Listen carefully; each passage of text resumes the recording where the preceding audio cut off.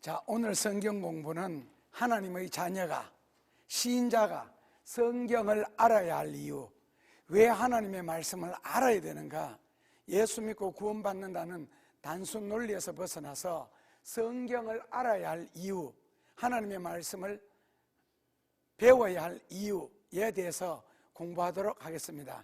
자, 하나님의 말씀을 알아야 할 이유는 이제 크게 5가지 제목으로 공부할 겁니다.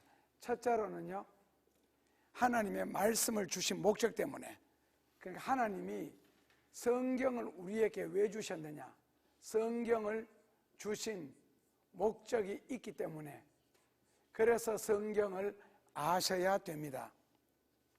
둘째로는요, 왜 신자가 하나님의 말씀을 알아야 되는가, 하나님의 말씀이기 때문에. 둘째로는 하나님의 말씀이기 때문에 말씀을 알아야 됩니다.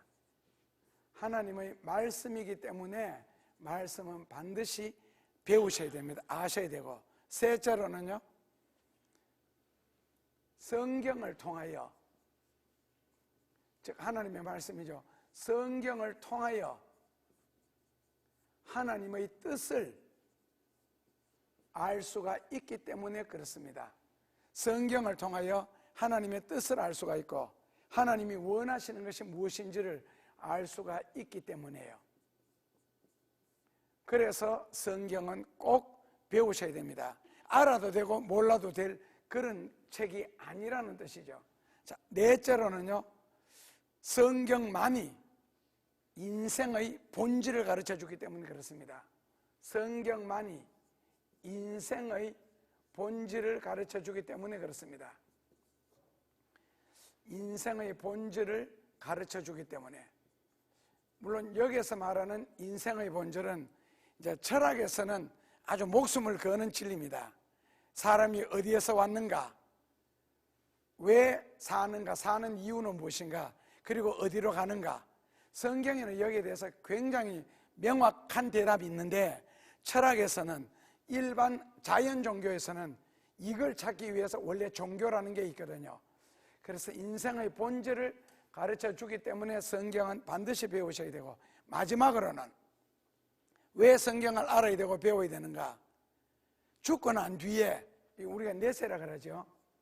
내세. 죽고 난 뒤에 성경에서 받지 못할 축복이 너무 많습니다.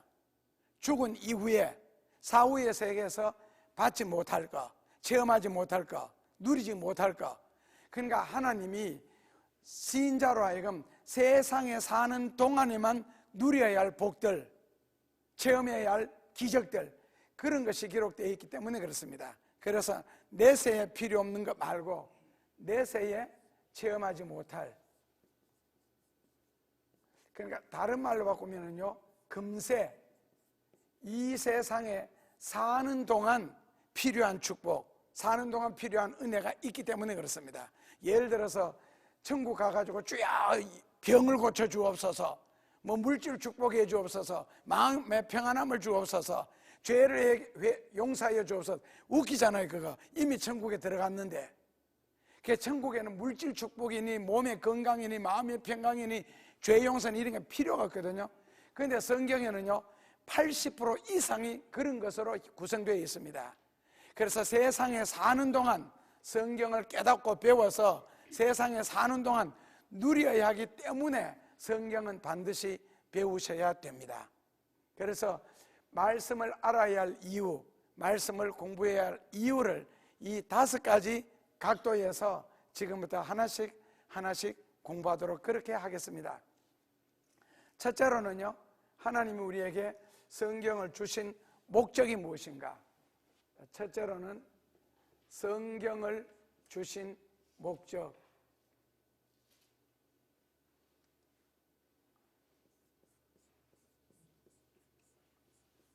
성경을 주신 목적.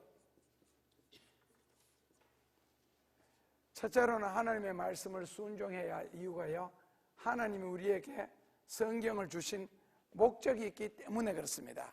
하나님 우리에게 성경을 주신 목적이 있기 때문에. 자, 성경 말씀을 꼭 알아야 되고 깨닫고 이해해야 할 첫 번째 이유는요, 하나님 우리에게 성경을 왜 주셨는가? 성경을 주신 목적 때문에 그렇습니다. 자, 성경을 주신 목적은 성경에 세 군데 있습니다. 첫째로는요, 이사야서 48장 17절입니다. 자, 첫째로는 이사야서 48장 17절입니다. 그 성경에 보면은 하나님이 우리에게 성경을 왜 주셨는지 그 이유가 나옵니다. 이사야 48장 17절을 같이 봉독하겠습니다. 너희의 구속자시요 이스라엘의 거룩한 자이신 여호와께서 가라사대 나는 너에게 유익하도록 가르치고 너를 마땅히 행할 길로 인도하는 너희 하나님 여호와라. 자, 여기서 보면은 성경을 우리에게 주신 목적이 뭡니까? 너희에게 유익하도록. 여기에서 성경을 하나님이 우리에게 주신 목적은요, 너희에게 유익하도록.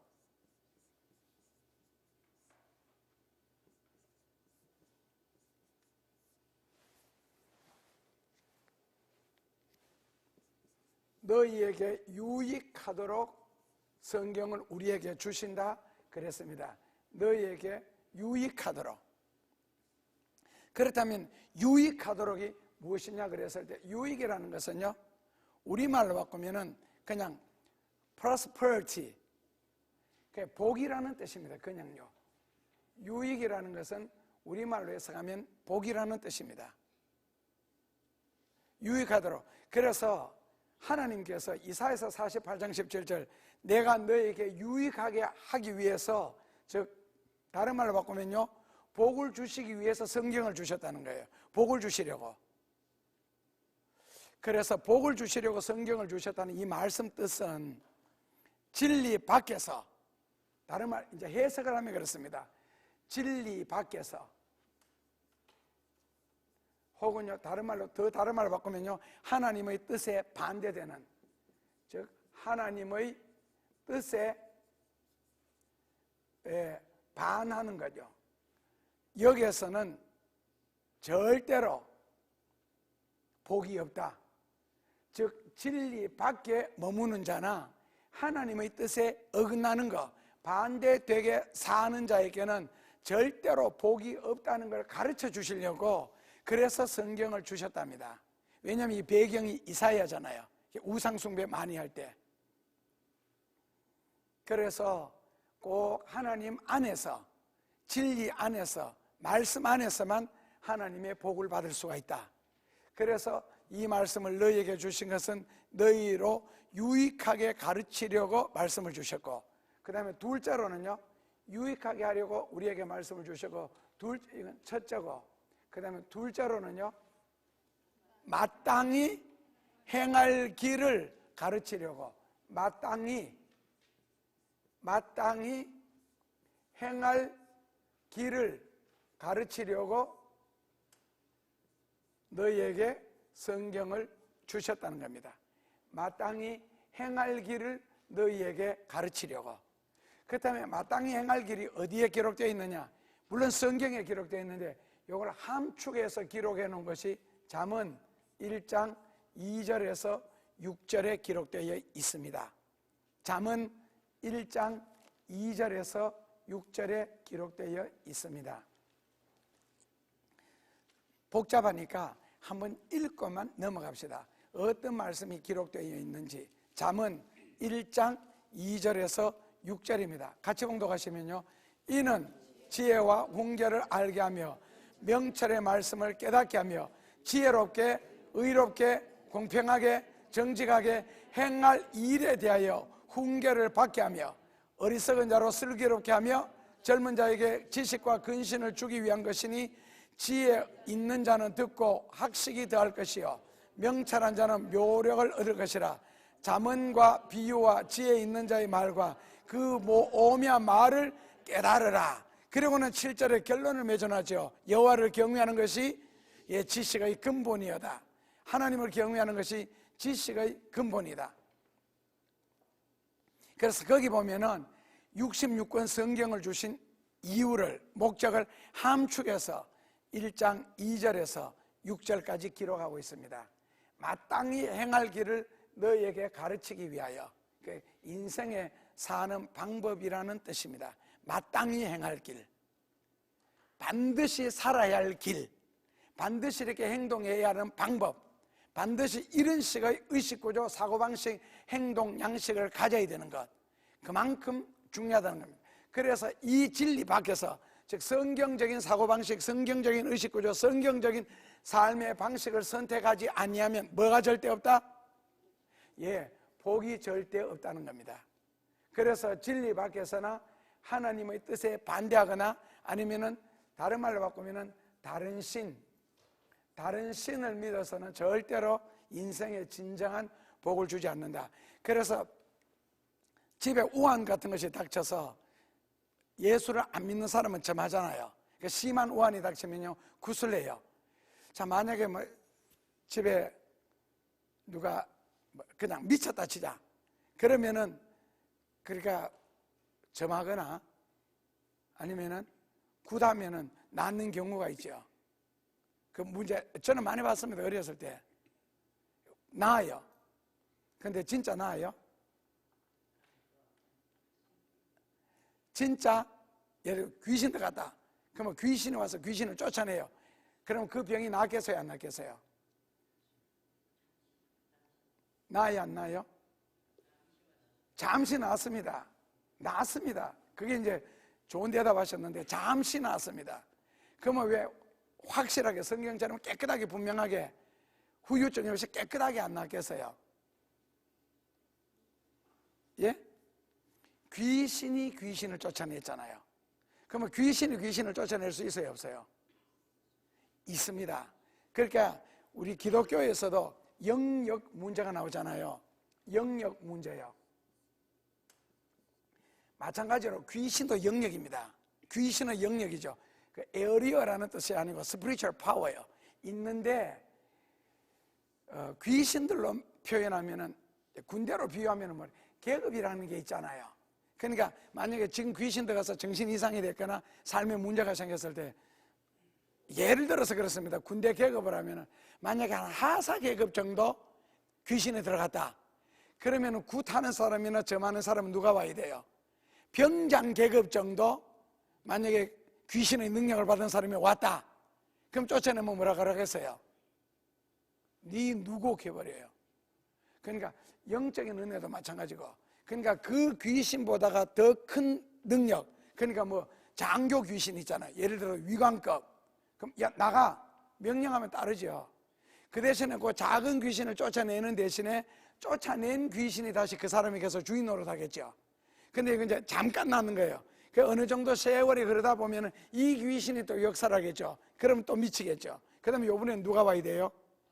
영광급이 와야죠. 그 다음에는 영광급이 왔다. 뭐가 올라가요? 강사비가 올라갑니다. 강사비요. 그러니까 이것도 단계가 있거든요. 그러니까 굿하는 것도 지난번에 뉴스에 나왔던 거예요. 한 번 딱 해주고 1억 2천만 원 받는 짜리. 나는요 굿이 몇 억짜리만 있는 줄 알았더니 아니에요. 진짜 그룹에 사는 곳 있잖아요. 큰 곳 대군요 몇십억씩 요구합니다. 받습니다. 10억, 20억, 30억까지 받아요. 굿 한 번 해주고는요. 그거는 강사비가 센 거예요. 그럼 그 사람이 어느 정도 영역이 있어야 돼요? 굉장하죠. 그러니까 예를 들어서 진짜 부자나 세상에도 권력 가진 자가 중병에 걸렸을 때 뭐 요구하는지 아세요? 내 병을 고쳐주기만 하면 뭐 주겠다? 하얀 숲 해주겠다. 말만 하라는 거예요. 그 정도예요. 그런데 그 백제수표가 그렇게 귀하거나 큰 게 아닌가 봐요.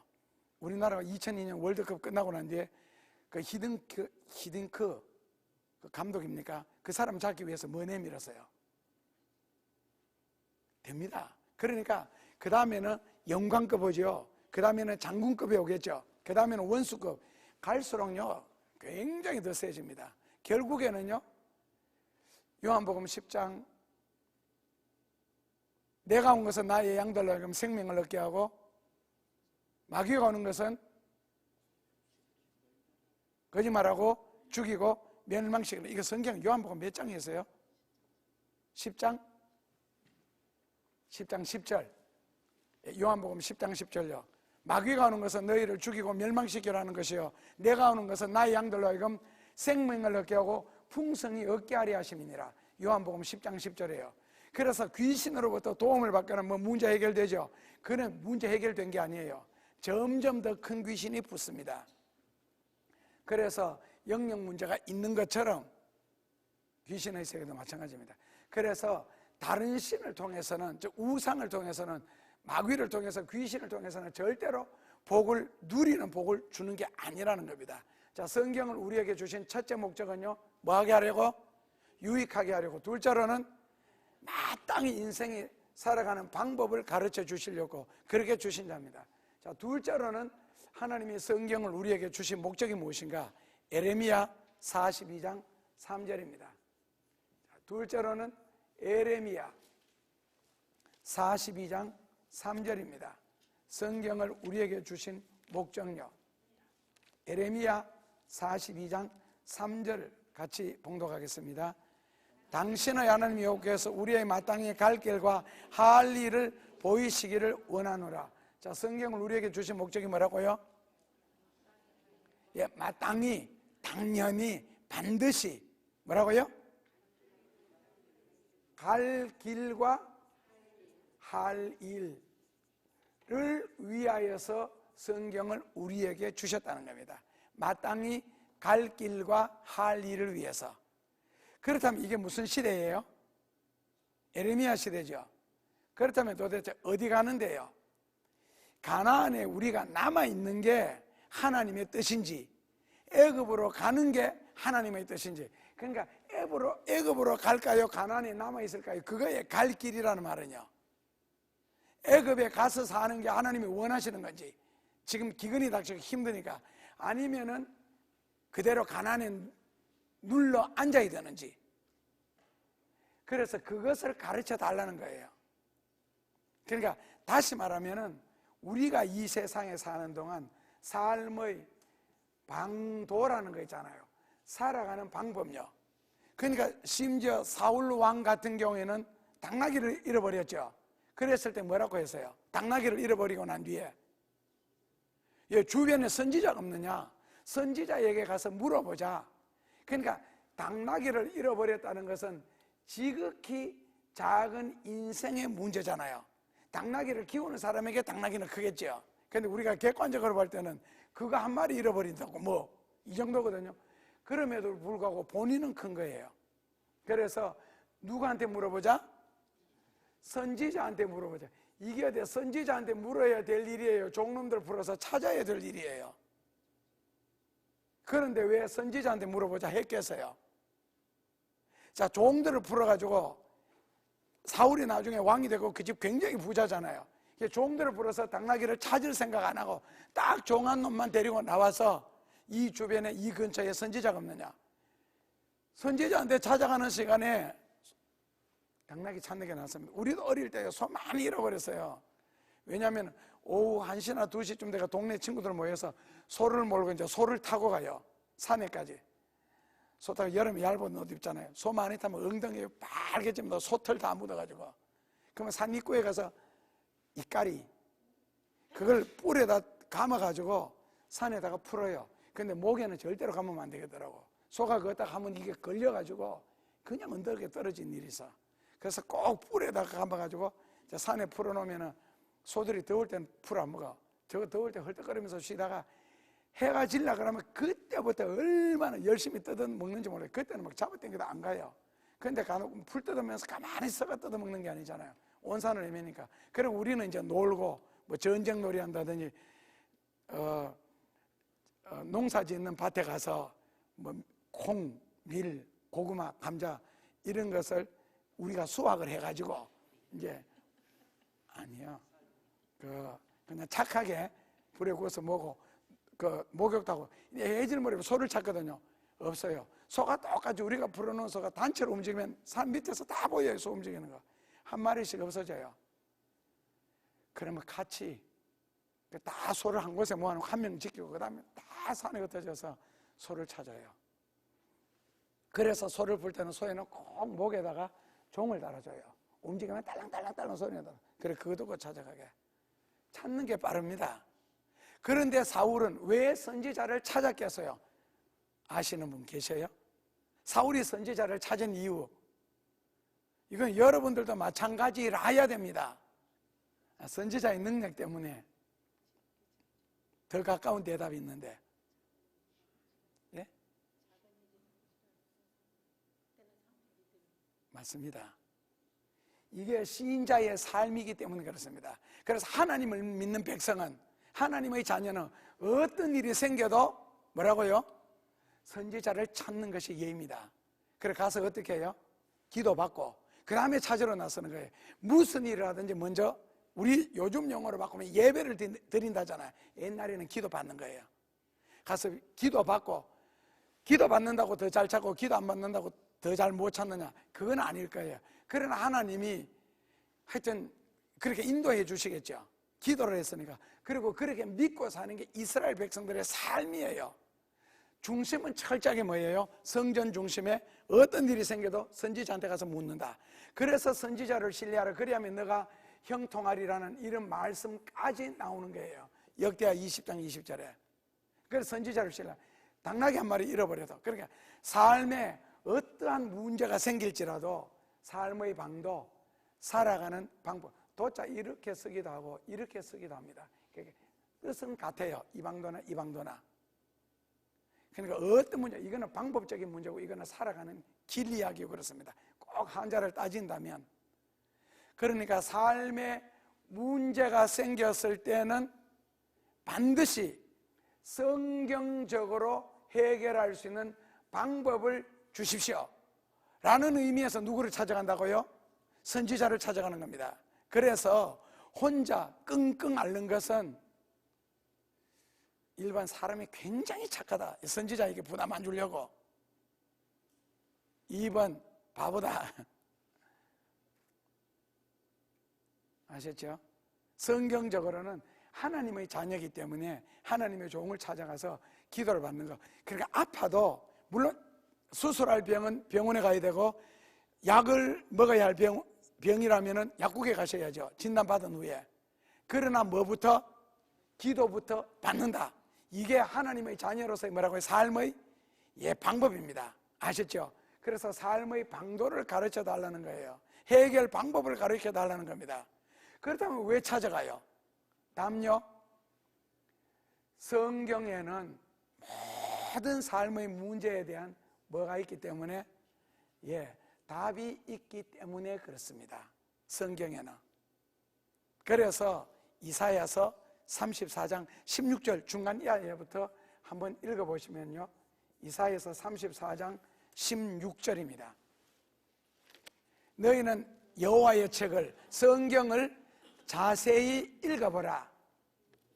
하나도 빠진 것이 없고 하나도 짝이 없는 것이 없고, 하나님이 명하셨으니 하나님의 신이, 하나님이 이것을 모으셨습니다. 성경을 자세하게 읽어보라. 뭐가 없다고요? 하나도 빠진 것이 없다는 거예요. 그래서 사람들이 잘 모른다고 중얼중얼대는 것은 성경에는 모든 것에 대한 답이 있기 때문에 그렇고, 그래서 빠진 것이 없이 반드시 다 있다. 그래서 그렇다면 왜 모르느냐?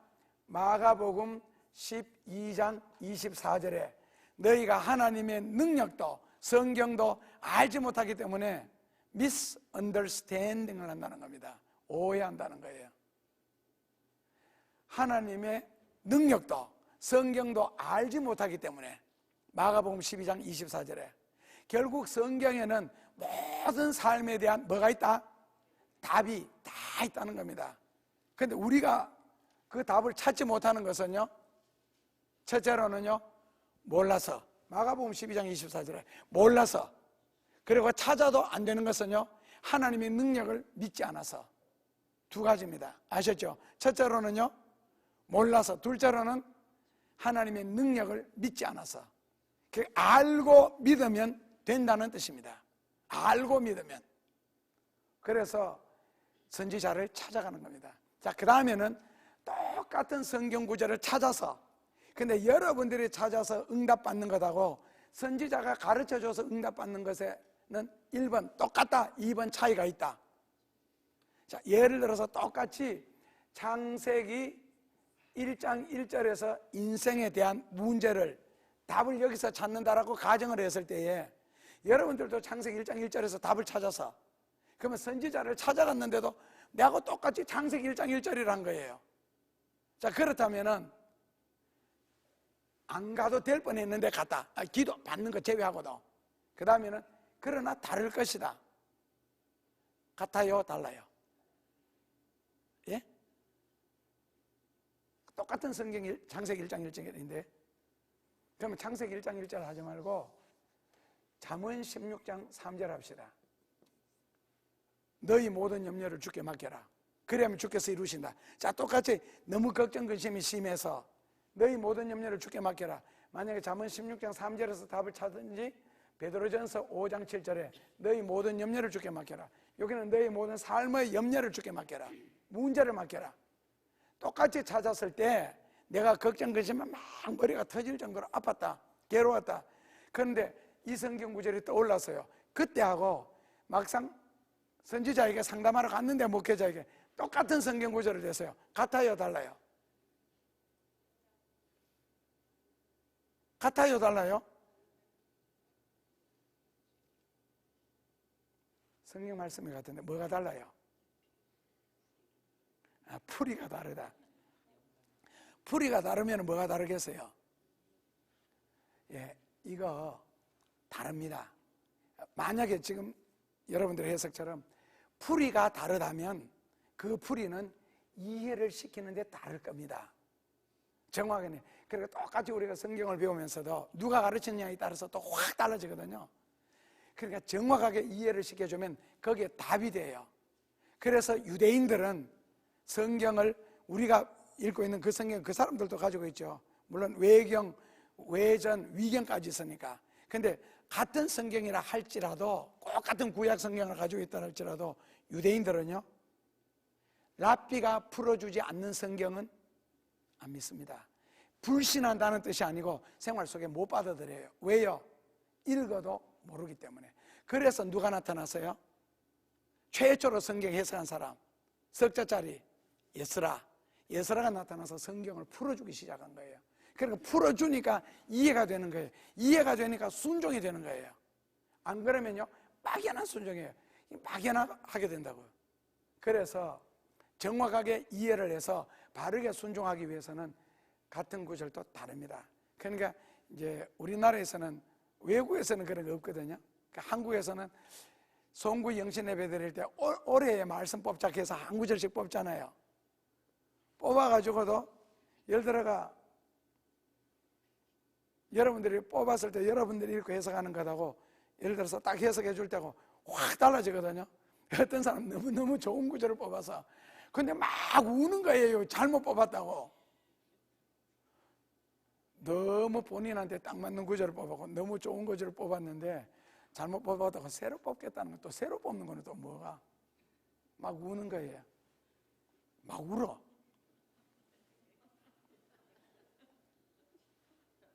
몰라서 오해해서 우는 거예요. 그게 너무 잘 뽑아놓은, 너무 맞게 뽑았고 형편에 맞도록 거기 답이 다 들어있었는데. 그래서 무엇이든지, 그러니까 아침에 진리를 깨달으면, 진리 깨달으면 다 아니잖아요. 조문도라 그러는 거는 진리를 들으면, 아침에 소문을 도에 대해서 소문을, 진리를 듣기만 할지라도 저녁에 죽어도 여한이 없다. 가히석사라는 듣기만 해도 그런데 하물며 깨닫는데요. 다르지요, 확실히. 자, 그래서 성경을 배워야 할 이유는요, 삶의 모든 방도, 그러니까 우리가 살아가면서 인생이 막히거나 힘들거나 어려울 때에 그 다음에는 거기에 대해서 뭐가 있다고요? 길이 있다는 겁니다. 그러니까 고린도전서 10장 13절에 있는 것처럼 시험을 당할 주면 반드시 피할 길을 주셔서, 어디 있어요? 그 피할 길이 성경에 있어요. 그래서 10편 107편 20절, 하나님은 말씀을 보내어 인생의 모든 문제를 해결한다. 그렇다면 어디 말씀 속에 있기는 있는데 결국 못 찾으니까 힘이 들고 괴롭게 되는 거예요. 어렵게 되고 못 찾아서 몰라서 길은 분명하게 있다는 겁니다. 그래서 그런 말씀을 찾았을 때 우리는 어떻게 해야 되느냐? 예레미야가 한 번 더 부탁합니다. 42장 6절인데 예레미야 바로 백성의 입장에서 이 말을 해요. 선지자의 입장이 아니고 백성의 입장에서요. 무슨 말씀인지 자, 예레미야 42장 6절입니다. 같이 봉독하시면요. 우리가 당신을 우리 하나님 여호와께 보내면 그의 목소리가 우리에게 좋든지 좋지 않든지 물러나고 청종하려 함이라. 우리가 우리 하나님 목소리를 청종하면 우리에게 복이 있으리로다. 그래서 하나님의 말씀은 골라서 듣지 말라는 거예요. 그게 뭐라고요? 우리 귀에 듣기에 좋은 말씀이든 우리 귀에 듣기에 부담되는 말씀, 세상적인 말로는 껄끄러운 말씀 이든 상관없이 하나님의 말씀을 청종하고 그 목소리를 듣고 순종하면 우리에게 복이 있으리라. 그러니까 꼭 내가 듣기 좋은 말, 나에게 위로해주고 격려해주고 나를 칭찬해주는 말만 복 있는 말이 아니라는 거예요, 이 성경은. 그래서 아까 잠언 1장 2절부터 뭐라고요? 바르게 함과 교육함, 그렇게 나오죠. 그러니까 결국은 하나님은 나를 바르게 인도하시고 귀하게 인도하셔서 거기에 복을 주시는 것이지, 그래서 꼭 축복된 말씀, 격려되는 말씀, 칭찬되는 말씀만은 절대로 성경은 아니라는 뜻입니다. 절대로. 그래서 성경은 우리를 바르게, 조금 이따 세 번째 나오는 말씀입니다. 그래서 아셨죠? 여러분들 입장에서는 어떤 말씀을 들어야 된다고요? 자, 나단 선지자가 다윗에게 와서 뭐라 그랬어요? 양 100마리 1마리 그 비유 들면서 그런 자가 있다. 그러니까 다윗이 흥분해가지고 그런 놈은 당장 죽여라. 나단이 뭐라고 했어요? 예, just you. 당신이. 그랬을 때 다윗이 그 자리에서 무릎을 팍 꿇잖아요. 그 다윗이 왕이라고 나단 선지자가 와서 계속 큰 일을 하시느라고 정치하시느라고 힘들죠. 수고 많죠. 칭찬만 잔뜩 해버리고 가버리면은요, 다윗 죽습니다. 나중에 다윗이 백성을 헤아렸잖아요. 백성을 헤아려서 다윗이 하나님이 세 가지 중에 하나 선택해라 아니에요. 백성을 헤아리면서 뺐어요. 누구를요? 누구 뺐어요? 베냐민 지파를 빼버렸어요. 11지파만 헤아렸어요. 그랬을 때 선지자를 보내서 셋 중에 하나 선택해라. 첫째로 뭐라 그랬어요? 기근 온역 쫓겨다닐래? 네 몇 년 동안 쫓겨다닐래? 그 다음에는 며칠 동안 온역이 일까? 안 그러면 얼마 동안 기근을 보낼까? 다윗이 뭐를 선택했어요? 온역 보내라, 죽여라는 거거든요. 왜 다윗이 네 도망 달릴래 선택 안 했겠어요? 사울 왕 때 시급했거든. 도망 다니고 밥도 쪼그려 앉아가 먹고, 내가 동굴 속에 숨었는데 사울과 그 군대가 그 들이닥쳤잖아요.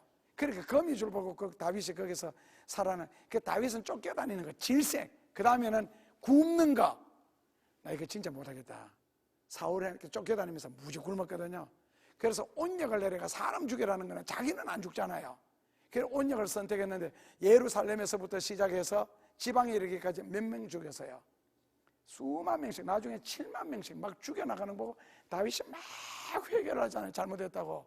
그러니까 하나님이 그 다윗 회개하는 소리를 듣고 선지자가 중보기도 하고, 그래서 이제 손을 멈추어라고 천사에게 명령을 내린다고. 그런데 하나님이 백성 안 죽였으면 다윗 죽여요. 그런데 거기서 위로하고 칭찬만 해요. 잘하고 있다고? 아니지요. 사는 길은, 그래서 예레미야 시대 때 이스라엘 백성들이 깨달은 것은요, 좋은 말 속에만 좋은 것이 안 들었더라는 거예요. 자, 공부 안 하는 녀석들에게 열심히 공부해라 그러는 소리는 좋은 소리예요, 나쁜 소리예요? 공부할 녀석에게는 좋은 소리예요. 안 할 녀석에게는요, 듣기 싫은 소리예요. 우리가 당신을 하나님께 보내는 것은 6절이에요. 우리가 당신을 하나님께 보내는 것은, 그렇게 시작하잖아요. 당신이 하나님의 목소리를 들었으면은 하나님의 말씀을 들은 그대로 우리에게 전해달라. 그러니까 빼버리고 걸르고 그리고 타협시켜가지고 우리 듣기 좋도록 하지 말라는 거예요. 근데 이사야 시대 때는 뭐라 그래요? 하나님의 말씀을 어떤 것만 전해 주시옵소서? 우리 귀에 듣기에 몇 장? 지금 30장 10절 넘겨놨다. 예. 자, 이사야서 30장 10절에 보면은 같이 봉독하시면은 그들이 선견자에게 이르기를 선견하지 말라. 선지자에게 이르기를 우리에게 정직한 것을 보이지 말라. 부드러운 말을 하고 거짓된 것을 보이라. 부드러운 말을 하고 밑에 원어 성경 해석해 놓기를요, 우리에게 아첨하는 말을 해라. 아첨하는 설교를 해라. 귀에 듣기에 좋은 말, 고개 감동을 시켜봐라. 그거거든요. 웃겨 말하는 거예요. 예배 시간에 우리를 웃겨라. 웃기네 진짜. 그래서 그렇게 하면 죽이겠다. 선견자 먼저 뭔가 보고 들었다고 해서 그대로 전하지 말고, 선지자 먼저 하나님 음성을 들었다고 그대로 하지 말라는 거예요. 정직하게 진리 그대로 우리에게 전하지 말라는 겁니다. 듣기 싫다는 거예요 그게. 그래서 디모데후서 4장 거기 사도 바울에게서도 또 이런 말씀 나오죠. 디모데후서 4장 3절에 사람이 바른 교훈을 받지 아니하며 귀가 가려워서 자기의 사욕을 쫓을 설교를 들으러 여기저기 다닌다는 거예요. 여기저기. 바른 교훈을 듣지 아니하며, 바른 교훈은 밑에 뭐라고요? 건전한 진리. 그 다음에 4절에 뭐라 그랬어요? 그 귀를 진리에서 돌이켜 허탄한 이야기를 좋아한다는 거예요. 진리의 말씀을 듣기를 원하는 것이 아니라 허탄한 이야기를. 지금 시대가 이런 시대예요. 그러나 예레미야 시대 때 이스라엘 백성들은 우리가 당신을 하나님의 종으로서 하나님께 보내는 것은 하나님이 무슨 말씀을 하시든지 간에 우리가 듣기에 좋은 말씀이든 듣기에 거부가든 그대로 전해줘라. 왜요? 거기에 사는 비결이 있으니까. 어떤 면에서 아직까지 타락을 들었죠. 참 정직한 거고요. 자, 셋째로는 하나님이 성경을 우리에게 주신 목적이 무엇인가? 디모데후서 3장 16절에서 17절입니다. 셋째로는 하나님의 말씀을 우리에게 주신 목적이 무엇인가? 디모데후서 3장 16절 17절 같이 봉독하겠습니다. 모든 성경은 하나님의 감동으로 된 것으로 교훈과 책망과 바르게 함과 의로 교육하기에 유익하니 이는 하나님의 사람으로 온전케 하며 모든 선한 일을 행하기에 온전케 하려 함이니라. 답은 뭐예요? 하나님의 사람으로 하여금, 하나님의 사람을 뭐라고 할까요? 예, 성도라고 표현하면 되겠습니까? 성도로 하여금, 아니면은 신자로 하여금 뭐 하게 한다고요? 예, 온전케 하기 위하여. 온전케 하기 위하여 하나님의 사람, 시인자로 하여금 퍼펙트죠. 온전케 하려고 하나님이 우리에게 성경을 주셨다는 겁니다. 그 다음에 여기 All Scripture is God breathed. 우리말로 바꾸면요, 모든 성경은 하나님의 감동. 다시 이걸 우리말로 바꾸면, 신학적인 용어로 이걸 바꾸면 성경 무오성이라고 합니다. 성경 무오성요. 성경에는 잘못된 것이 하나도 없다. 안 그러면은 성경 전체의 영감설이라고 합니다. 성경 영감설. 이거는 신학적인 용어인데요, 좀 어렵습니다. 이럴 것까지는 모르셔도 되는데 뜻만 이해하시면 됩니다. 첫째로는 성경 무오성, 둘째로는 성경 영감설. 그러니까 모든 성경은, 그러니까 우리말로 바꾸면요 66권 성경. 그러니까 뭐 종교개혁 시대 때 식으로 해석을 한다면은 야고보서는 지푸라기 복음이다. 그리고 아가서는 성경에서 빼야 할 성경이다. 그래서 구약에서는 아가서, 신약에서는 야고보서는 필요 없는 성경이다. 왜? 성경이 아니니까. 믿음을 강조하시는 시대에 야고보서는 행함을 강조하니까 이건 성경 아니라는 거예요.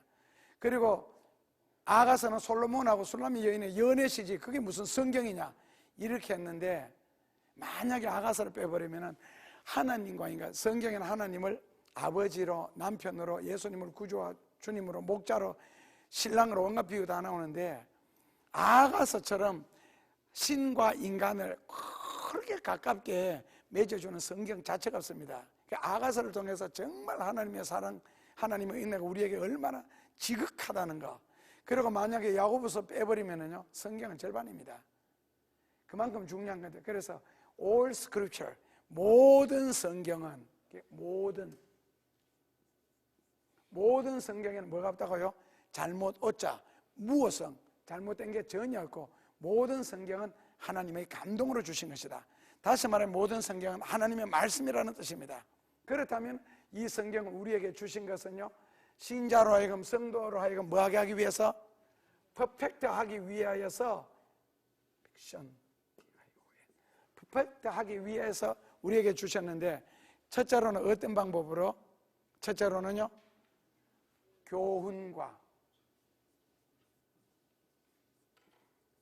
둘째로는요,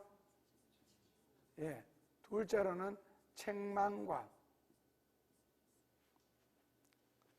셋째로는요, 바르게 함과,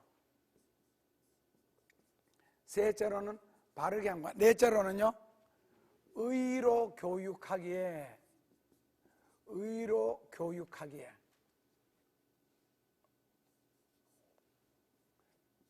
의로 교육하기에. 이제 이렇게 나오거든요. 그런데 여기 바르게 함과 의로 교육하기에는 같은 말입니다. 오를 의자이기 때문에 그 같은 뜻인데 중복이 되어 있습니다. 첫째로는 교훈, 둘째로는 책망, 셋째로는 의로 교육함, 즉 바르게 교육함. 첫째, 둘째, 셋째입니다. 그러니까 이거 세 개가 다 들어가야 성경을 제대로 배우는 거예요. 아셨죠? 이거 세 개 다 배워야. 그렇다면 교훈은 무엇이냐? 교훈, 호밀리틱이라 그래서 한마디로 말하면은 신지식이라 그럽니다. 신학적인 용어로는 이것을요, 신지식이라 그럽니다. 신학적인 용어로는 신지식입니다. 그러면 신지식이 뭐예요? 하나님을 아는 지식을 신지식. 그래서 교훈이란 무엇이냐? 하나님을 아는 지식입니다. 잠언 1장 7절에 나오는 내용이죠. 잠언 1장 7절에 하나님을 아는 지식요. 이게 교훈입니다. 그러니까 하나님을 아는 지식에 자라게 하시고, 디모데전서에 나오죠. 하나님을 아는 지식에 자라게 하는 거. 왜? 성도로 하여금 완전한 신앙생활을 하기 위해서는 하나님을 아는 지식에 자라가야 됩니다. 그러니까 성경을 많이 알수록 축복이라는 뜻입니다. 둘째로는 책망이 나옵니다. 그래서 도대체 뭐에 대해서 책망하는가 했을 때에 그 당시에 이단들이 활동할 때고, 그 다음에 교회에 많이 침투할 때입니다. 그래서 주님의 몸된 교회의 건덕, 주님의 몸된 교회의 건덕 아시죠? 건강하다, 건전하다 할 때 건자입니다. 그 다음에는 덕덕자고요. 주님의 몸된 교회에 건덕을 요란케 하는, 건덕을 교란하는 일체의 모든 행위를 심판하는 것, 건덕을 해치는 모든 행위, 일절의 행위죠. 모든 행위를 심판하는 것, 이것을 책망이라 그럽니다. 그때 책망은 언제 한다고요? 주님의 몸된 교회를 해하거나 욕하거나 비판하거나, 안 그러면 거기 실제 들어와서 뭐 이단들처럼 활동하거나 이런 것에 대해서 뭐 해라? 심판하라는 뜻입니다. 그런 것에 대해서 심판하라. 그러니까 다른 말로 바꾸면 교회 안에서 와서 활동을 해도 그는 심판하고 쫓아내야죠. 같이 있어서 복이 되고 덕이 될 일이 전혀 없으니까 쫓아내야 됩니다. 그 다음에는 만약에 밖에서 누가 교회에 대해서, 하나님의 거룩함에 대해서 비판하거나 욕을 하면은요, 어떻게 하셔야 돼요? 1번, 고개 끄덕끄덕하면서 들어준다. 2번, 강력하게 거기에 대해서 바른 말을 한다, 바른 말을 해준다. 그냥 1번은 그냥 다 들어준다. 몇 번입니까? 1번 망합니다. 같이 망합니다. 아니면은 큰 문제 하나 하나님이 없앨 겁니다. 축복해 주실까 반드시 제가 할 겁니다. 만약에 듣고만 있었다면. 하나님의 거룩함에 대해서 욕을 하는데 왜 하나님의 자녀가 듣고만 있어야 돼요? 반박을 해야죠. 그렇게 죄지면 당신 망한다고. 바른 말을 해야죠.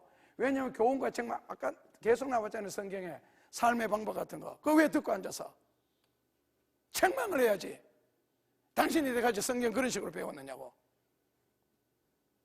그래서 만약에 그런 일이 있다면 하나님은 한 가지를 뺄 겁니다. 반드시. 그래서 절대로 다른 거는 몰라도 거룩함에 대해서 이거는 성경에는 바로 죽입니다. 성물을 손대도 바로 죽입니다. 그러니까 지금은 안 죽이죠. 신약 성경이니까. 빼겠죠. 하나님이. 다 보시고 어떻게 처신하는지. 그래서 절대로 이 책망이라 그러는 것은 책망을 해야 되지 들어줄 이야기가 아니라는 거죠. 거룩함에 대해서는 절대 이거는 타협의 문제도 용서의 문제도 아닙니다. 책망해야 됩니다. 누가 이야기하든지. 그러니까 정상적인 자식 같으면 정신박약이나 이런 거 말고요. 누가 자기 아버지를 욕하는데 자기 엄마를 욕하는데 거기서 싱글싱글 웃으면서 들어준다. 내가 3번째 개척교회 할 때 그 꼬마가 형은 7살짜리고 동생은 6살인가 5살. 근데 동생이 그렇게 착해서 되게 착해. 자꾸 울지도 않아. 그 동네 나가면 아이들 하도 착하니까 패요. 꿀밤도 주고 때려. 그러면 형이요 같이 때리고 있어요. 그 엄마하고 그 집에 양계장을 했거든. 우리 교회에 나왔는데 그 엄마가 내한테 일러주는 거예요. 형이 같이 때리고 있다고. 그게 형이야? 그건 아니지요. 누가 우리 아버지를 욕하는데 우리 어머니를 욕하는데 그걸 듣고만 있어?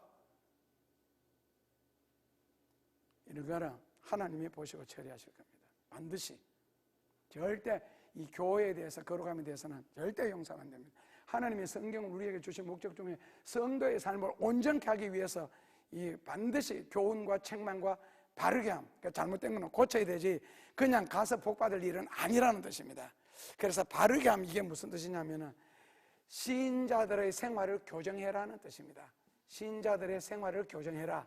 사고방식 틀렸으면 성경적으로 바르게 해주고 행동이 틀렸으면 성경적으로 바르게 깨우쳐주고 그래서 바른 길로 가도록 일체의 행위 그랬죠. 저기에서는 일체의 행위 이 반드시 그렇게 하셔야 됩니다. 일체의 행위 이건 절대로 용납하면 안 됩니다. 이 교정하셔야 됩니다. 그래야 복을 받습니다. 결국에는 교정하는 내용이 뭐냐? 무엇으로 교정해야 되느냐? 했을 때 교정하는 내용이 있습니다. 그거는 거룩하신 하나님의 뜻. 첫째로는요. 자, 교정하라 그랬을 때 교정하는 내용이 무엇이냐? 첫째로는요. 거룩하신 하나님의 뜻. 거룩하신 하나님의 뜻. 둘째로는 결국 성경이에요. 거룩하신 하나님의 뜻이 성경에 다 기록되어 있으니까 둘째로는 철저히 성경적으로 거룩하신 하나님의 뜻에서 철저하게 뭐를 두라? 표준을 두라. 철저하게 여기에 표준을 둬야 됩니다. 그래서 표준을 두고 여기에 대해서 엄격하게 정의를 내려주고 엄격한 정의, 우리말로 바꾸면 쉽습니다. 성경대로 가르쳐라는 뜻이에요. 엄격하게 정의를 내리고 그 다음에 시인자들로 하여금 이 말씀을 가지고 훈련해라, 단련시켜라 그런 뜻입니다. 이거 바르게 교훈함 단어 뜻이요. 그래서 하나님의 말씀을 왜 고루고루 알아야 되느냐? 하나님의 말씀을 많이 알면 복받을 길도 많이 생기고 그 다음에는 저주받을 길, 재앙받을 길을 피할 수가 있고 모르면은요 오히려 저주받을 길도 많이 열릴 수가 있겠죠. 그래서 성경은 알수록 좋습니다. 배울수록 좋고요. 그래서 이렇게 해서 성도의 삶을 완전하게 만들어 나가는 겁니다. 그래서 성경을 주신 목적입니다. 성경을 주신 목적. 절대적으로 하나님의 말씀, 하나님의 뜻을 표준으로 삼아, 기준으로 삼아서 엄격하게 정의를 내려주고 이다 아니다를 분명하게 해주고 그 다음에 신자들을 훈련시켜라, 단련시켜라. 즉 성경 말씀으로 돌아오도록 교정을 해라. 일절의 모든 행위, 의식구조 사고방식뿐만 아니라 모든 행위에서까지라도. 그래서 의로 교육하라고 성경을 우리에게 주셨습니다. 자, 세 번째로 하나님이 성경 말씀을 우리에게 주신 이유, 첫째로는요, 교훈하고 책망하고 바르게 교훈함이니라. 자, 처음부터 공부했던 거 한 번 다시 복습을 하겠습니다. 자, 하나님의 말씀을 알아야 할 이유, 성경 말씀을 배워야 할 이유, 하나님의 자녀로서 왜 성경 말씀을 알아야 하는가? 첫째로는 성경을 주신 하나님의 고귀하신 목적 때문에, 둘째로는 하나님의 말씀이기 때문에 하나님의 자녀는 그분의 말씀을 알아야 된다.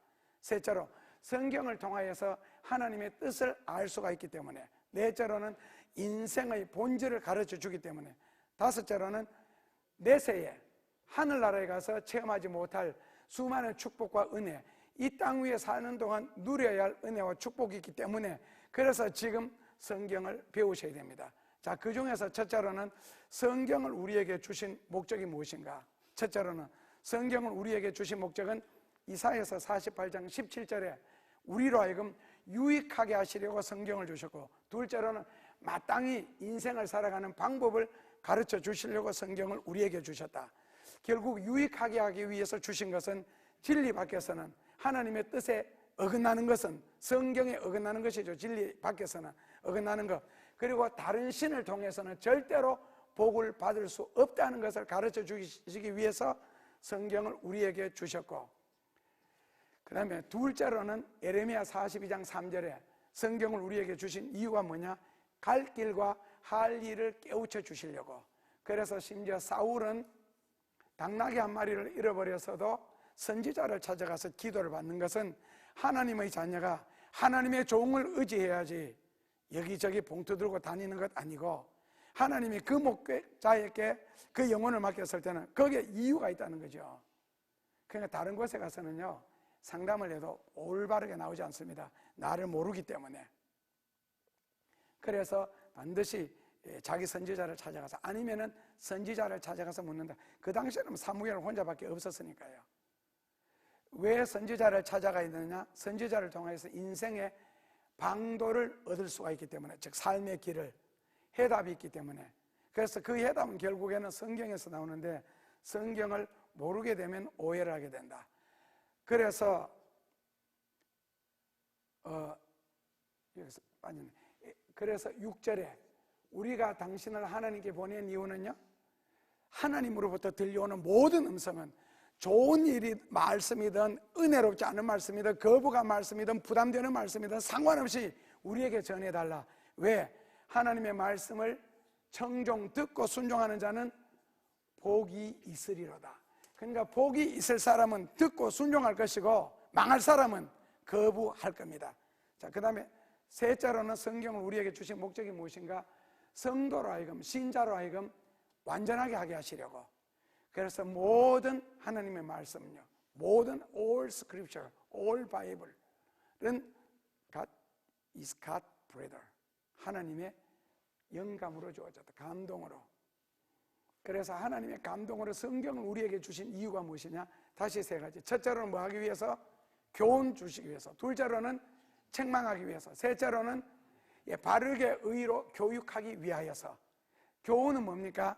하나님의 지식, 성경을 우리에게 많이 가르쳐 주는 게, 그게 교훈이라 그럽니다. 성경을 많이 가르쳐 주는 거요, 이게 교훈이라 그러고, 둘째로는 책망은 무엇이냐?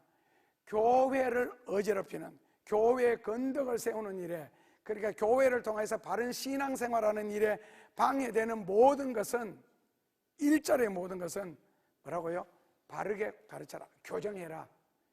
왜냐하면 신자들은 어렸을 때부터 진리 안에서, 교회 안에서, 뱃속에서부터 교회 다니고 해도 죄를 지을 수가 있는데, 그냥 어렸을 때부터 교회 다니고 뭐 몇 대째로 교회입니까 하면은 중간에 예수 믿은 사람과 철저하게 다른 것이 있습니다. 뭔지 아세요?